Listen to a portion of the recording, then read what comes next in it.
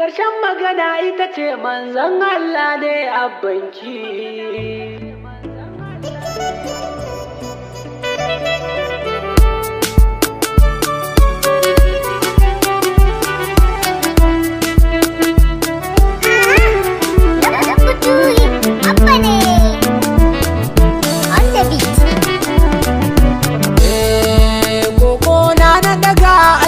Cika mini burina ka kara mun tafiya in daina ganin mai zagina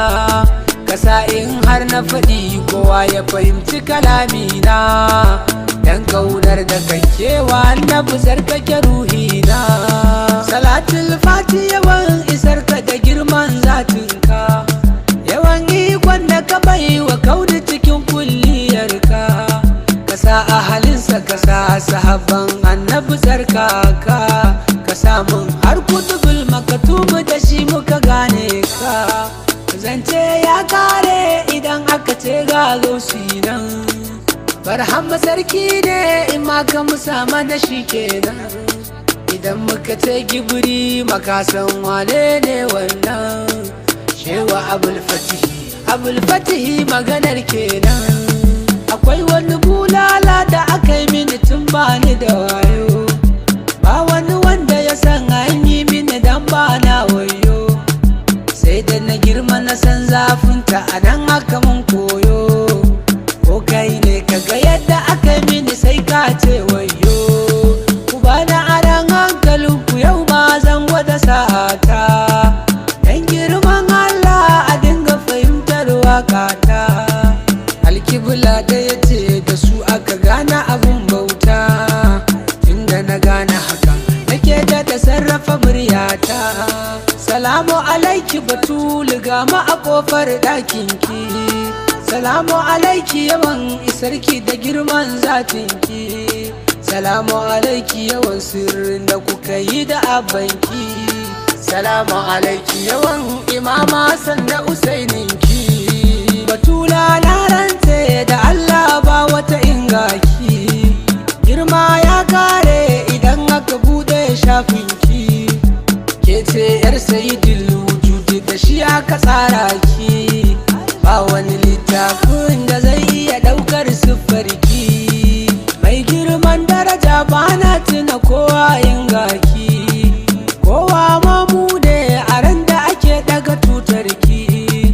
yar manzan Allah ba mai daga kai sama ingaki akwai maganar da nake bari dan karda na sau baki ni dai na gane kamar ki ba ai ba za a yi ba ke da ya dan na sani Fatima ban miki geji ba girma ya kare ingaki ba zan ki na furta ba ko a wajen Maryam da Asiya ban ga sarauta ba batula ke da ya ce Allah ya cika miki mulkinki ya baki imamu Hassan da Usaini ta ya zan auna ki ya baki imamu Aliyu azima babu misalinki ƙarshen magana ita ce manzon Allah ne abbanki ba wata wacce ta kai ki mukami har abadan abada girma ne naki daban yake na shaida ba dan ke ba muna a cikin hadari dole su yarda wanda ya ja da faɗin ki Fatima dole ya sha sanda bahaushe ne ya faɗi da safa ake kamun fara du girma na dami zai kare idan ana zara ko kai wawa ne ka san babu kamar Zahara ka daina ganin mahakan a gidanmu da safa ake shara gari in ya waye haske ba zai kiya haska ba duk wanda ya kalli sama ya san ba zai yi ya shafa ba idan ni na yaro kai mai ya hana ka faɗi baba ba wata girma to idan ba Fatima ka rike ba idan ma girma ne ya saka ka kekin aikinmu akwai ranar kin dillanci ya kai mai zagin mu fa muna son kowa malam har mai kushe mu soyayyar juna dan Allah shine aikin mu cikakken imani mu ganka da san sayyida Zahara idan kuma ka sabawa hakan tafiyarka akwai kura.